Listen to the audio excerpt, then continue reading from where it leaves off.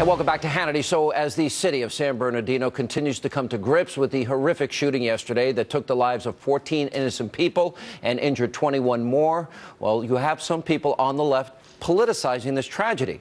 Now, yesterday, President Obama, just after hearing the news, this is what he does.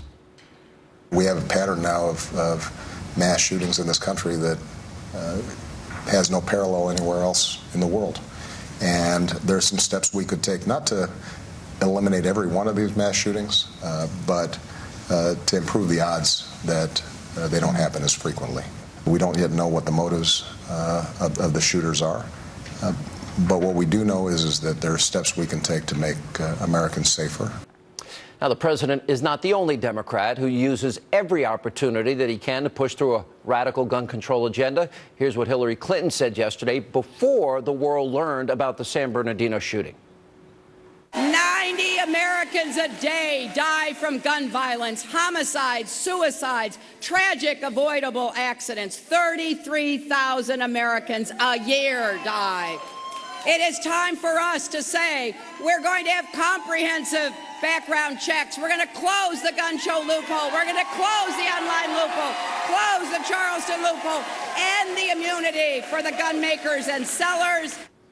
Joining us now with reaction, the editor-in-chief of LifeZette.com, Laura Ingraham, and the executive director of the Coalition to Stop Gun Violence, Josh Horowitz. Josh, let me ask a simple question. I've been a pistol marksman since I'm 11 years old. Yeah. I have had licensed carry permits in Rhode Island, California, Alabama, Georgia, and New York. If there, God forbid, is ever a moment in your life where a crazy radical Islamist comes in to shoot you, would you want me in the room with you, armed with my weapon? Well, I don't know your level of training. If you're trained like law enforcement. I've been trained since I'm 11. I'm a marksman, sir. Well, look, if you're trained like law enforcement and you train regularly and you know what you're doing, you can understand the situation. So you'd like me there, wouldn't you? But let me finish my point. There actually was a concealed carry person on scene last time, and it was too confusing for them. So I think we need to divorce this issue of whether we need a gun from self-defense. Because it's a reality. Look, it's a reality. Lives can be saved. In other words, when they were reloading those clips and shooting 75 bullets, Laura, at innocent people, that might have been a moment where they could have been taken down. They weren't wearing bulletproof vests. Laura Ingraham.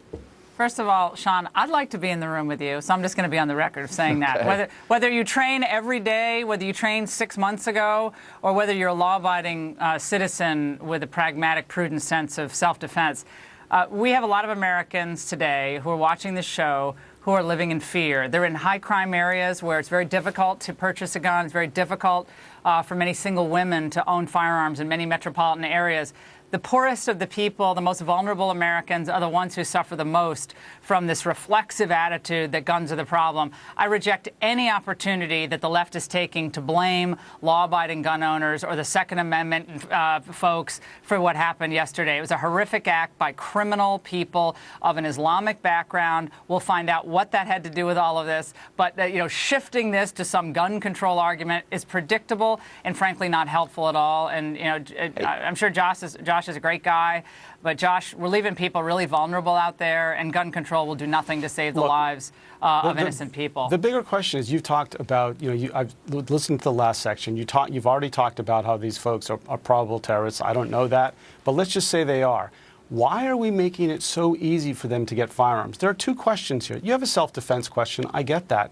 But the bigger question is, we have people on the terrorist watch list today who are able to buy firearms. How can we allow terrorists to get firearms, especially assault weapons, in this country? We need to do a far better job. And so we need to, these are two different questions. I understand the self-defense question, but we are allowing people who are dangerous, whether it's people who have violent histories of crimes or people on the terrorist watch list. Why are we allowing them to do that? You must know something that I don't know. First of all, I call this the no-fly law, the no-fly list, or the terrorism list.